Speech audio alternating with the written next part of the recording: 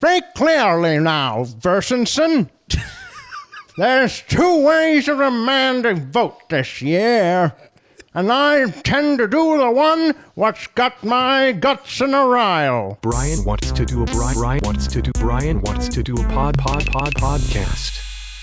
Hey, hi, hello, welcome to Friend Dog Studios. This is Brian Wants to Do a Podcast, the podcast where we are trying to determine what kind of podcast it is we want to do. I'm Ben Oksher. I'm Brian Huther. And we're sitting here recording this. It is October 26, 2020, as we record this, and I feel the need to point that out because we're coming up on a rather significant event, and I don't know when you're listening to this. My birthday's not for a couple of months.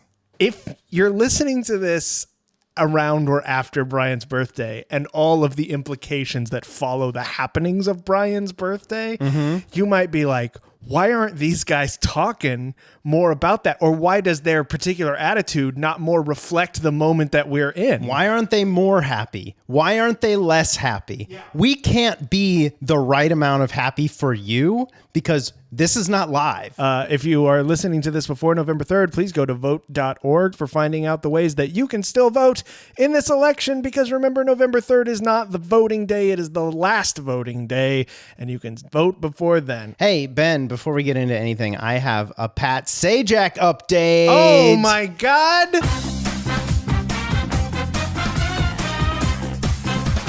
Can I buy a pal? So, way back in our very first episode of this podcast, Can I Buy a Pal?, we talked about the concept of having a consistent news feed for all things Pat Sajak.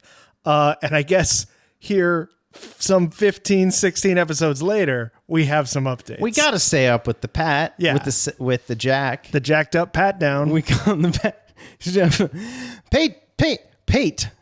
Pate Sajak. Okay, well, already incorrect. Pat Sajak reveals his plan to become people's sexiest man alive. Oh my God. You heard it. Take me through the steps, Patty boy. During a recent episode of Wheel of Fortune, the longtime host turned to his TV partner, Vanna White, and revealed his plan to secure the coveted honor. I'm going to steal the Declaration of Independence. This may surprise you, but think about it. It's true. For as many years as I've done this, I've never been named People Magazine's sexiest man alive, he told White. First of all, I think it's the alive part that's holding me back. Whoa! Pat Sajak with the self-deprecating humor. That's my boy. Wait. Hold on. Is he implying that he is dead? Yeah, I think so. Is Pat Sajak communicating to us from beyond the grave in one of the most convoluted manners ever recorded? Yeah. He's like, I will come back if you name me sexiest man alive. First of all, I think it's the alive part that's holding me back. But the other thing is, I have a plan, Sajak continued. Oh, my God. I'm going to take care of myself as I get older. And if I do the show long enough, I think eventually they'll say, you know, maybe he's the sexiest man alive for his age.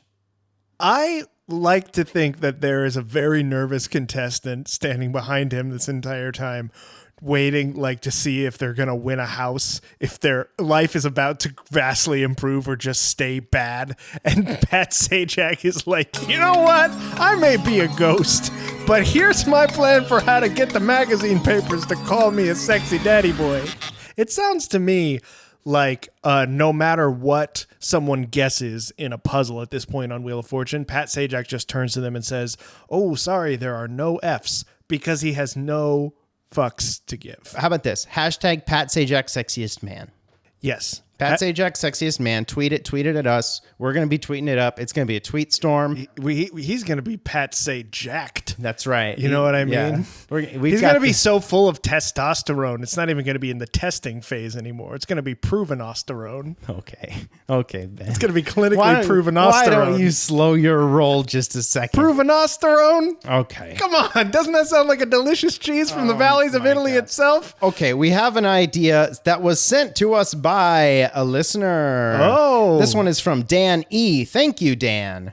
Good afternoon, dog and friend dog. Thank you. Hello. I enjoyed your workshopping of the Mementos and Diet Coke and was reminded of the only per minute film breakdown. I scrolled too far. Sorry. Lost it. The only per minute film breakdown podcast I have ever listened to, The Alien Minute. What if your podcast format is modeled after the alien mythology? A single main topic is selected, which is the seed topic. Okay. This will run for the entire show, but every episode, other topics are discussed before being exposed to this seed topic, which latches itself onto their face, and plants an idea to quietly gestate inside of them. By the first commercial break, the main topic will burst from the chest of all the smaller, weaker topics and proceed to systematically hunt and destroy them.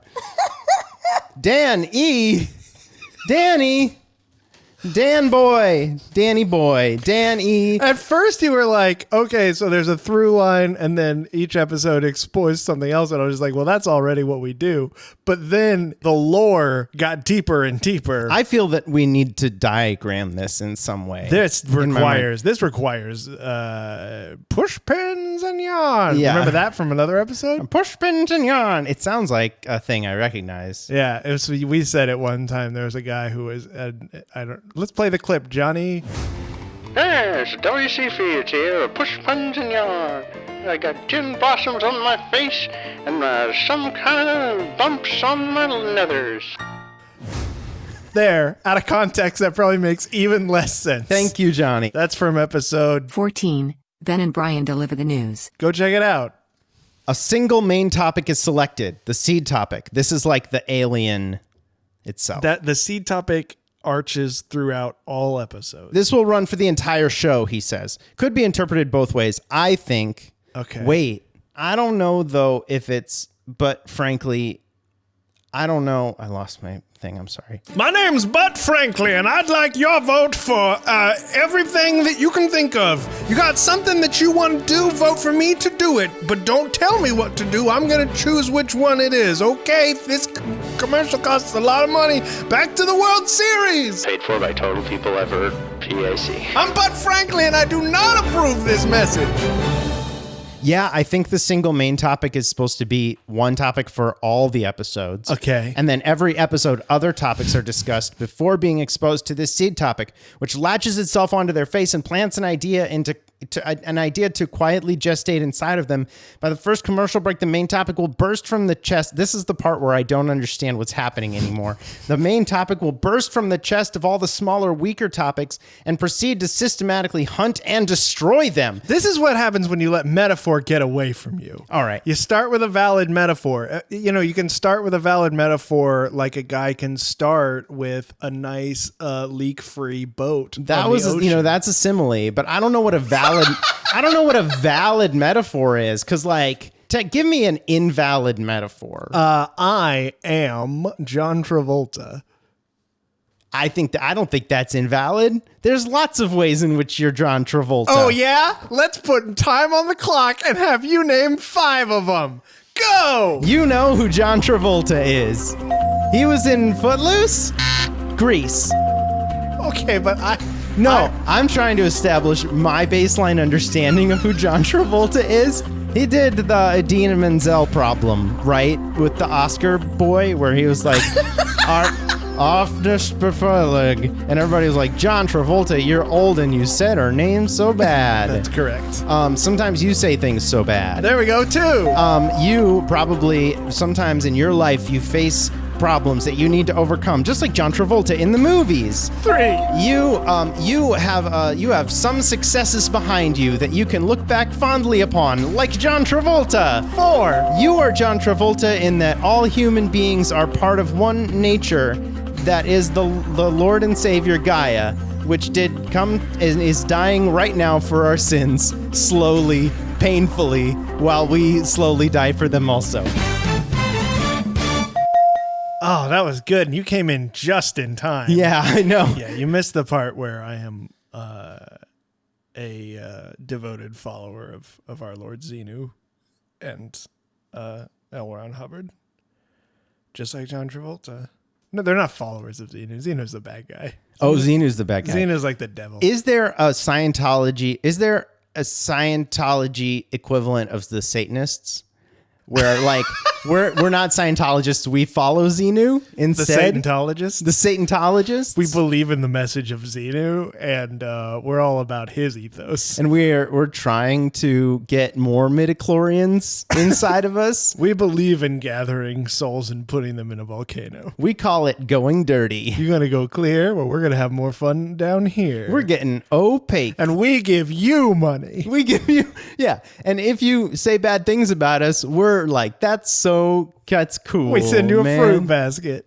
We don't try to get anybody to join us. If you say Not- good things about us, we'll sue. we're the worst, everybody knows it. Don't you say otherwise. We're the Satentologists. Z knew you gonna come back for this. Okay. Who knew? Xenu. Xenu.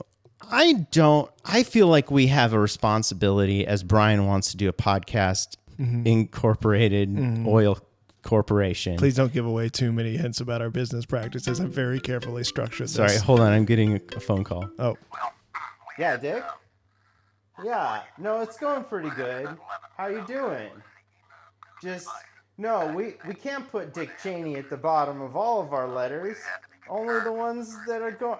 Brian. What? I got a meeting with Halliburton tomorrow. Brian, you're being so loud. I can't do this on my podcast. This is the loudest I've got a podcast phone to call be I've ever doing. heard. Dick Cheney, why don't you go and do the Halliburton meeting on your own? Quit saying Halliburton. I set up so many shell companies. What am I going to do with all these shells? Shells in some parts of the world are or used to be currency, you know? Yeah, that's why. At least that's what I was taught in my history books that are probably wrong about a lot of other yeah, stuff too. it's like, is that true? Or is that just something a kid thought of that seemed true enough? The kids that wrote the history books. Well, the thing I like about history is when you look at it, there's a story to be told, and it is Joseph Campbell's hero's journey in which the human race it receives a call to unite as one, and it refuses that call. And then along the way, it encounters many difficult experiences. and then Xenu was there. And then Xenu was there. And also Xenu was there. If Xenu was Yeah. at the Constitutional Convention, It might go something like this. And fourscore, and tonight we have listened. Excuse me, Xenu. Xenu, the established senator from the universe of all of it. All right. This guy.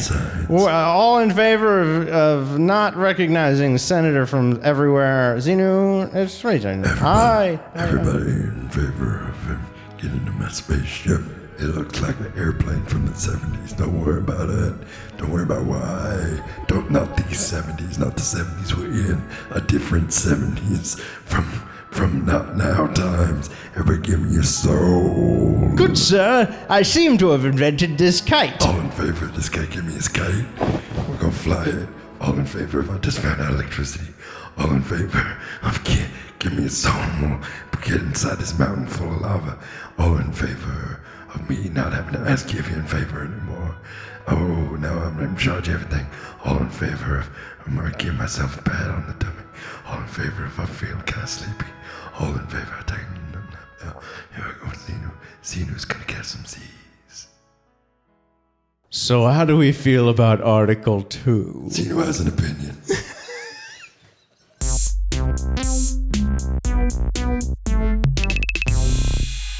Hey everybody, did you know that patreon.com/frienddog is a website area you can go to where you can give us a little bit of money to help us do what we do? Because it's all true. Everything that you've heard about it is true. You get like early access to every episode of this show, and there's a backlog of special stuff which we try to update when we've got something cool to send you.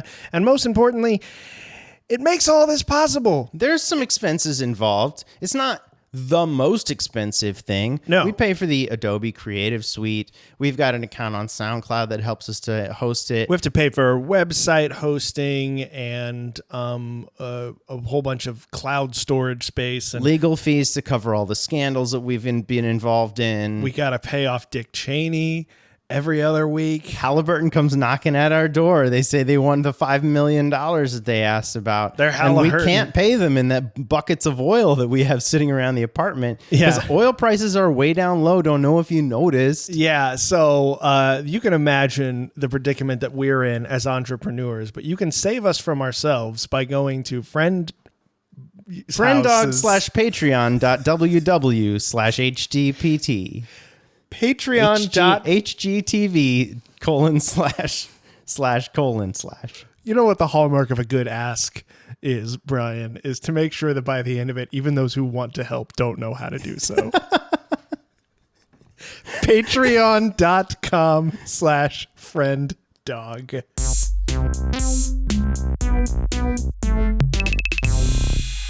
Now, here's a central question that's very important for this idea, Brian. Mm-hmm. Have you seen the Alien movies?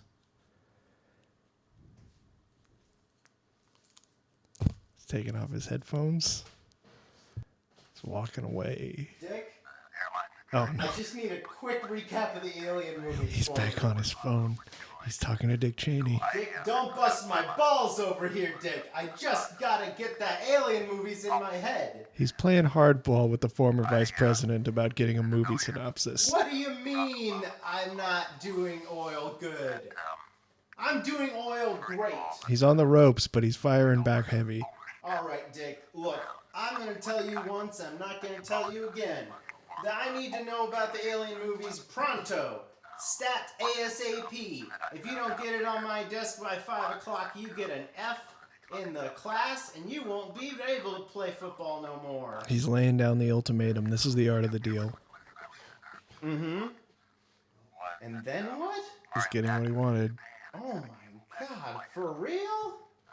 He's a master negotiator. I'm scared. This part makes me scared. He's invested, and that's what makes him good. I've seen the first one.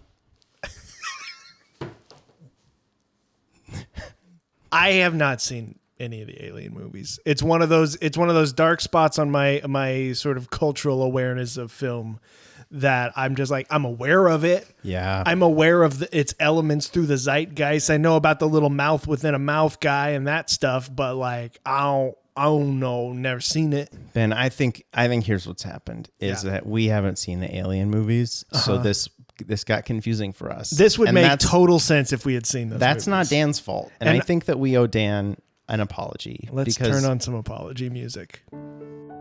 Dear Dan, and people like Dan, we hope that this letter finds you well.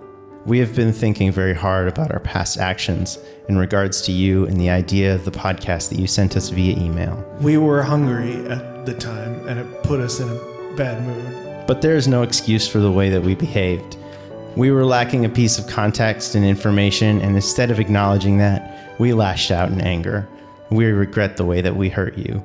Please find enclosed 50 shares of Halliburton, LLC, as recompense for our field ads. Signed, Dick Cheney. All in favor, we've been Dick Cheney the whole time.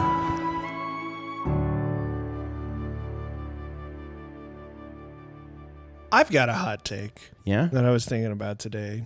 Please do. Please do share. America's not real. America. Ooh, I like this so far. America is not a country. Okay. America is 50 little countries. Yeah. Half-heartedly pretending to be one country. But not actually. Damn, he said it. There's a lot of local laws. I don't know if you've heard about this, but there's so many laws that are just for one or two places. Have you seen this? Have you heard about this? Have you heard about the laws that are not for everyone in the country? You heard about municipal codes? Have you heard about this? Have you seen this? Have you heard about local judges? You know about this? They bring people who've been arrested or maybe under some kind of legal difficulty. They bring them before one of these people. They put on a weird robe, and then that person's like, here's what's going to happen. Have you heard about that? I think that probably the best idea we ever had was, let's make sure we put our judges in robes, because you don't know what's under there. You don't know what's going on. It's really the mystique. It's that makes me respect them. Is like, if they were just wearing, khakis and a polo, Yeah, or anything a that was- smart pantsuit, Anything that was remotely revealing of form would take all the mystery away. Yeah. And therefore all the respect. But if I'm looking at you and I'm just like, you might be all legs under there. yeah, which is why the judges do like a very slow and dignified striptease throughout, and then they reveal at the end their judgment, which they've somehow secreted away underneath their robe. You know what they say? Justice is fine. Did they say that? Yeah. Justice is blind. Yeah, but it doesn't work quite so good because it's not a perfect rhyme. But I tried my best, and that's what matters. Brian, I don't know how I'm going to segue into this, but it's time. Yeah. Let's do Cones and Prawns. Oh my God, that's right. There was an idea here. Okay. Cones and Prawns, what's going on? The cones are pros and the prawns are cons. It's Cones and Prawns. No, good. Steady. That was Very good. sturdy. It was pretty solid. It didn't have the flourishes that it could, but Okay, to review, what was the idea? The idea was, in a nutshell, let's base our format off of the alien mythos. there's one topic and Yes. it infects all the other topics and takes them over and bursts out of their topical stomachs, and that's how the episodes go. Yeah. So, prawn. I cannot wrap my head around this format. There's a formula to be written here, but some Goodwill Hunting's got to come his way down to the blackboard and fill it out for me because it's beyond my reach. I think, frankly, we're just not Dan enough to take this on. Beyond Dan. We're not quite Dan enough because as our listening audience doesn't care, our middle names are Dan. Yeah, that's right. Both of us have the middle name Daniel. So And we're almost Dan enough. We put both of our middle names together, and we still don't have enough Daniel to try to pull this off. More Cones and Prawns. Cones, I honestly do like the fact that it's structured like maybe an improv form that you have to study for 2 years, and everybody's like, I don't like it, but it's actually pretty foundational, and like you have to understand how abstract concepts fit together, like in a Mad Lib where you got to fill in the different pieces, and It's the Herald. it's the Herald of podcasts. It's the Herald of podcasts. We could never have any guests because it's like we would have to train them for months at a time in an intensive that costs $1,500. Yeah, you gotta take whole semesters of classes to understand how to Yeah. do the Herald of podcasts, how Yeah. to do the alien. Yeah, for sure. Scale of 1 to 10. 1 being a scale on an alien. That's bad. You don't want it. No. 10 being a major scale on a piano key that makes you think the aliens are gone. Hooray. On that scale, how would you rate this idea? The podcast that plays out in my mind when I think about this idea, done Yes. as best we can do it. Yes. I think it can get a 4. I think is about as That good is as it- exactly the number that I had in my brain. Ben, we got to start. We got to start. We got to start. Okay, next time we record an episode, whatever you say, I'm going to take a very different stance and just defend it so that we can, get some heat That's on the good. mic. That's good radio. That's good radio. That's what people tune in for. And we They can wanna- call each other crazy and say, you're nuts, and this is why. If you're just tuning in, Ben here has the craziest take on the idea for a podcast that we're discussing on our podcast today. Yeah. And everyone in the studio, which is me, we are losing our shit listening to Ben talk. Ben, tell us again what you had to say. We do it like this. I'm just saying. And then So you'd say a 4 as well. 4s across the board. 4s on the floor. Brian, it's how you keep a chair upright, and it's how this thing gets up airtight. Perfect. Until next time, I'm Ben Oxshire. I'm Brian Huther. and we will see you on another episode of Brian Wants to Do a Podcast. Stay horny, everybody. Vote if you haven't already done that, and it's a relevant thing to do. Vote horny, everybody.